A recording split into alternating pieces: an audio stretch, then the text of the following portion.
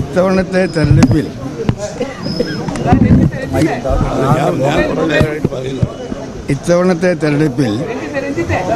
കേരളത്തിൽ UDF ചരിത്ര വിജയം ഉണ്ടാകുമെന്നാണ്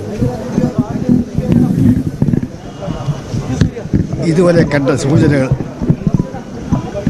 പകൽ പോലെ വ്യക്തമാക്കുന്നത്. തെരഞ്ഞെടുപ്പ് പ്രചരണം ആരംഭിച്ചപ്പോൾ തന്നെ ശക്തമായ ഭരണവിരുദ്ധ വികാരം കേരളത്തിലുടനീളം പ്രകടമായിരുന്നു. അവസാനത്തെ 3-4 ദിവസം ആ വികാരം ഒരു ജനരോഷമാകുന്ന കൊടുങ്കാറ്റായി രൂപപ്പെട്ടതായിട്ടാണ് എനിക്ക് തോന്നുന്നത്.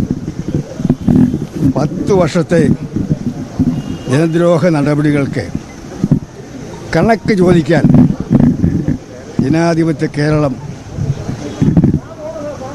കാത്തിരിക്കുകയാണ്.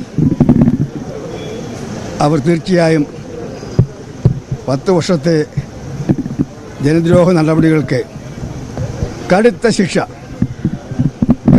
ശിക്ഷ ജനാധിപത്യത്തിൽ കൊടുക്കാവുന്ന ഏറ്റവും കടുത്ത ശിക്ഷ ഈ സർക്കാർ നൽകും. 2001 5 വർഷം ഭരിച്ച നയനാർ സർക്കാരിൻ്റെ കാലത്തേക്കാൾ 10 മടങ്ങുള്ള ജനരോഷമാണ് 10 വർഷം ഭരണം പൂർത്തിയാക്കാൻ പോകുന്ന പിണറായി സർക്കാരിനെതിരായി കേരളത്തിലുടനീളമുള്ളത്. അതുകൊണ്ട് നാടൻ ഭാഷയിൽ പറഞ്ഞാൽ കേരളം ഇത്തവണ UDF തൂത്തുവാരും. ഞാൻ പറഞ്ഞു കഴിയട്ടെ. രണ്ടാമതൊരു കാര്യം, ഞാൻ ഇതുവരെ കാണാത്ത ഒരു പ്രത്യേകത ഈ ഇലക്ഷനിൽ കണ്ടിട്ടുണ്ട്. കഴിഞ്ഞകാല തിരഞ്ഞെടുപ്പുകളിൽ UDF എതിർത്തവർ, നഖശികാന്തം എതിർത്തവർ, SFIയുടെ കേരളത്തിലെ സ്ഥാപക പ്രസിഡന്റ് ഉൾപ്പെടെയുള്ളവർ ഇത്തവണ തുടർഭരണത്തിനെതിരായി UDFന് കൂടെ കൈകോർക്കുകയാണ്. കേരളത്തിലെ ഇടതുപക്ഷത്തെ സ്നേഹിക്കുന്ന, മാർക്സിസ്റ്റ് പാർട്ടിയെ സ്നേഹിക്കുന്ന, CPI സ്നേഹിക്കുന്ന ഗണ്യമായ വിഭാഗം ആൾക്കാർ തുടർഭരണത്തിനെതിരാണ്. തുടർഭരണം വന്നാൽ കേരളത്തിൽ ഇടതുപക്ഷത്തിൻ്റെ ശവക്കുഴി തോണ്ടും. കേരളത്തിൽ ബംഗാളിലെ പരമദയനീയമായ സാഹചര്യത്തിലേക്ക് ഇടതുപക്ഷം എത്തുമെന്ന് ആഗ്രഹിക്കുന്നു. അതുകൊണ്ട് ആ സ്ഥിതി ഉണ്ടാകാതിരിക്കാൻ കേരളത്തിൽ ഈ ഇലക്ഷൻ തോറ്റാലും ഇടതുപക്ഷ പ്രസ്ഥാനങ്ങൾ നിലനിൽക്കണമെന്ന് ആഗ്രഹിക്കുന്ന ഗണ്യമായ വിഭാഗം ഇടതുപക്ഷക്കാർ ചരിത്രത്തിൽ ആദ്യമായി എല്ലാ ജില്ലകളിലും ഇത്തവണ UDF വോട്ട് ചെയ്യും.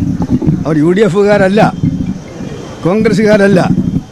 പക്ഷേ ഇടതുപക്ഷം നശിക്കാതിരിക്കണമെങ്കിൽ തുടർഭരണം ഉണ്ടായിക്കൂടാ എന്നുള്ള ഒരു ബോധ്യത്തിൻ്റെ അടിസ്ഥാനത്തിൽ വോട്ട് ചെയ്യുകയാണ്. അപ്പോൾ ഈ ഗവൺമെൻറ് എതിർക്കുന്നവർ, UDFനെ സ്നേഹിക്കുന്നവർ, കോൺഗ്രസിനെ സ്നേഹിക്കുന്നവർ, ഇടതുപക്ഷം നശിക്കരുതെന്ന് ആഗ്രഹിക്കുന്നവർ എല്ലാം കൂടിയുള്ള ഒരു കൂട്ടായ മുന്നണി ഈ ഇലക്ഷനിൽ UDFൻ്റെ കൂടെ വന്നിരിക്കുകയാണ്.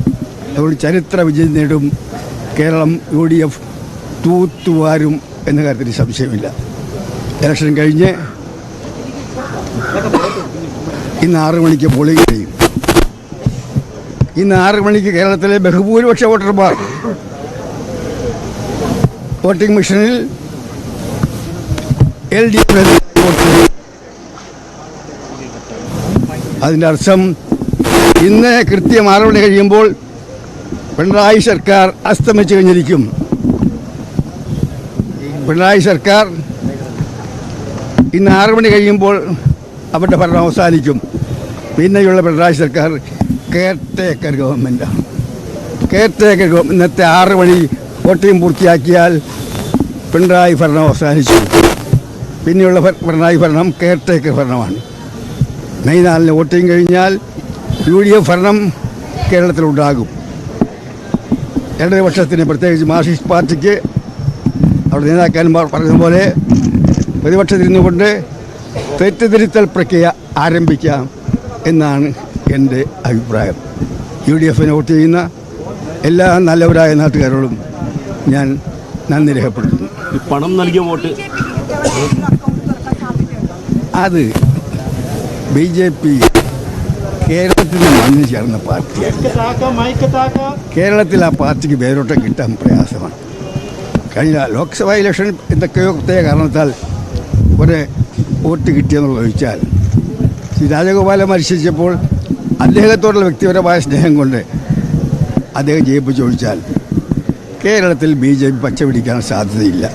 ഞാൻ എത്ര നോക്കിയിട്ടും BJP ജയിക്കാവുന്ന ഒരു സീറ്റും കാണുന്നില്ല. പണം നൽകി വോട്ട് മറിക്കാനുള്ള ശ്രമം നടക്കുന്നുണ്ട്. ഇന്നലെ പാലക്കാട് നടന്ന ശ്രദ്ധപ്പെട്ടിട്ടുണ്ട്. അത്തരം ചർച്ചകൾക്കും ഞാൻ കിടക്കുന്നില്ല.